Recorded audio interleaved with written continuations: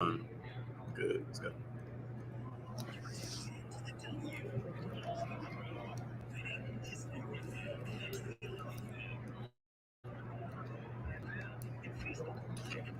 Good morning. Good morning. Right back like we never left. Yeah. It's a W show here live from LA Convention Center. Radio Row is where we are. I know it's probably, what is it, about 11 o'clock in Kansas City right now? Close? No, it's 12? 10 o'clock. 10? Okay. Yeah, so it's not quite afternoon yet. It's still morning time. And this morning, we have a special guest joining us, another guest. This is day 4 for us here, Radio Row. We have Weedmap CEO, Chris Beals. Chris, how you doing this morning? Great. Thanks for having me. Yeah, we appreciate you joining us on today's show, man. We're talking the intersection of sports and cannabis, man. Can you give us a little background of Weedmaps? Yeah, so we're the largest tech company for basically Amazon for cannabis. So places that are legal, we help stores kind of show their products. You can shop online, get delivery. We're a big company. We do a bunch of software for the businesses themselves, but for consumers, when you're in a legal place, where you go to shop, find, buy cannabis, and get it delivered from the stores. Sweet. Now, you've been deconstructing the negative stereotypes associated with cannabis. Can you talk about that a little bit? Yeah, so we have a long history. We're a 14-year-old company, so we predate legalization in a lot of states. We've been around a long time, and so we were early in doing a lot of the work around legalization, making sure that we ended the war on drugs, the adverse impact of the war on drugs on folks, but then also normalizing the conversation around, there's all this medical research around how cannabis can help with pain, sleep, traumatic brain injury, things like that. And so we did a lot of sponsorships of athletes, partnerships with medical groups, trying to sort of educate folks because, look, the war on drugs, Nancy Reagan, $40 billion propaganda campaign with DARE, teaching us weed's going to make you stupid, all this other stuff. Right. And so, yeah, that foundationally is where we came from. Now, you mentioned working with athletes. I know the NFL this week announced the $1 million grant for cannabis education. Can you speak about that? Yeah, I think it was a great thing to see. So the crazy thing is it's been really hard to get the word out about cannabis. We couldn't run an ad on the Super Bowl, but it impacted medical research. So there's actually Israeli researchers who did animal studies basically showing cannabis works for traumatic brain injury and pain. And so the NFL's not sort of pulling this out of thin air. And so it's great to see that $1 million grant to support medical research, especially for traumatic brain injury, which is obviously a really critical issue there. So I think it's a great first sign. I know there's a timeline for research, right? What is your guys' timeline as far as trying to, make it to where the NFL said, okay, maybe we should rethink our rules on things?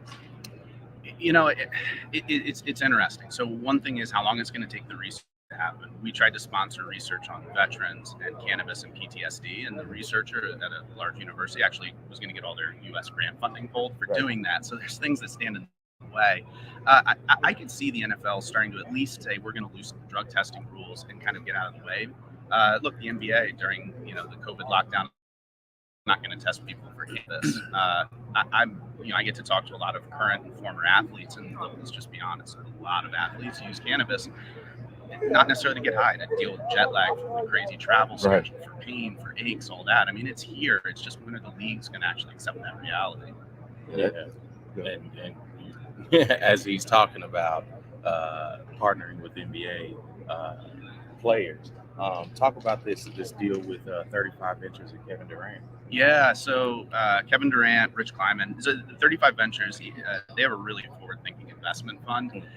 And what started as a conversation around maybe sponsorship and that sort of thing turned into, them saying, well, look, we're really interested in kind of the space from a business viewpoint and all that. And obviously, we're ubiquitous. We're in 37 states that are legal, 8 countries internationally. And so that conversation turned into let's do something more.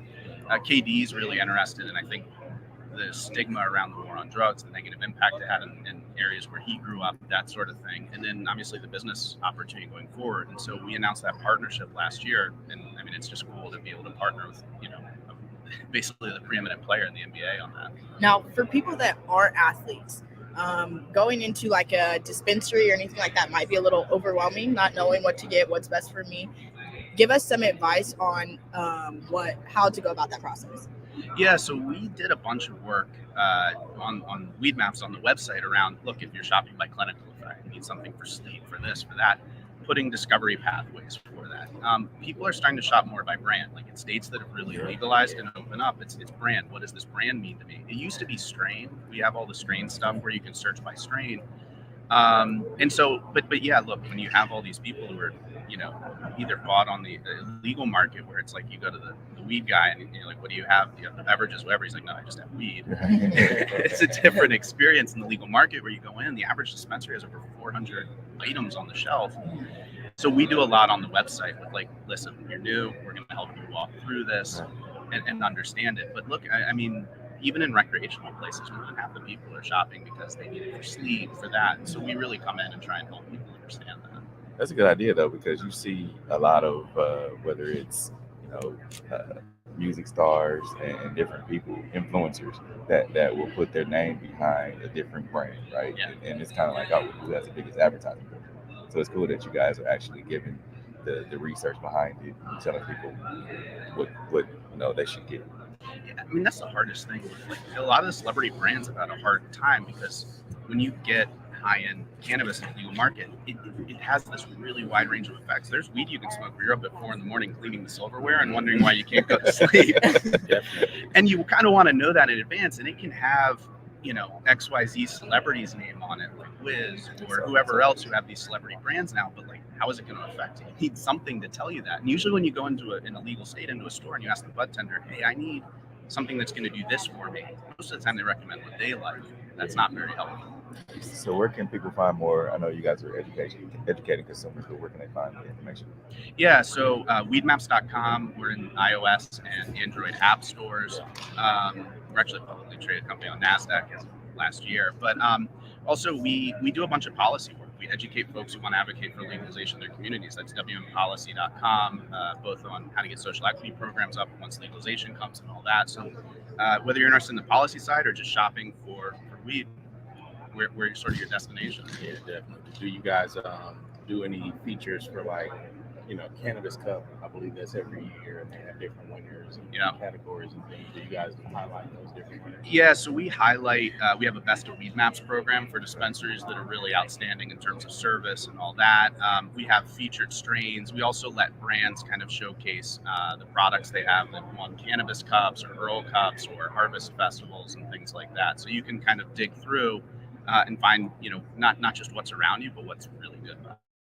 Yeah, and I don't want to curse at you and tell you that that I have Leafly and that's what I've been Oh man, but cuts deep. I was in Arizona last week, and even just hearing about weed maps and how much more user friendly it is. Oh, thank you. For that, I still haven't used it yet, but I'm gonna get it as soon as you walk out. We're doing some cool stuff that'll be coming out this year around personalization. So as we start to get more information around what you want, what you're looking for, we have 14 years of data, and we can start to recommend. Because that's always been the missing thing. Like you go in there, look, weed's not cheap in legal markets. The taxes are high, and if you buy the right, nobody wants to buy the wrong thing for $80 and have to chuck it. And so we're doing a bunch of stuff around personalization. Some of that's already live there, where those recommendations are tailored to you and your shopping preferences. Yeah, definitely. And like she said, some dispensaries can get overwhelming, especially from the menu side to from online and then in person. So yeah. I mean, I've worked in the industry this long. I've toured the grows, I've seen it, and I still walk into a dispensary and I'm like, oh my, a new state. I'm like, what is all this stuff? It's really, it's tough. That's why I usually try and order in advance, because also it's like when you're little at the mall and like the store clerk was like, what do you need? What do you need? And it's like that at these stores where I'm just like, listen, I need to shop online. I don't need you hovering over my shoulder while I'm looking around. Yeah. Are you a sativa guy, indica guy? Hybrid? I stopped smoking for a while. When I got back into it, when I came into the industry, this was 7 or 8 years ago, I was like, sativa. Yeah. And I've actually, at this point, I'm very much what I want to be dialed in for the mood. There's some great kind of hybrid concentrates that are really euphoric and just fun, and you're not sleepy, and I love I dial it in based on what I'm looking for. Yeah, because I just acquired some the eyedroppers, the tincture, the tincture to put under your tongue. Yeah, and I haven't taken the ride yet.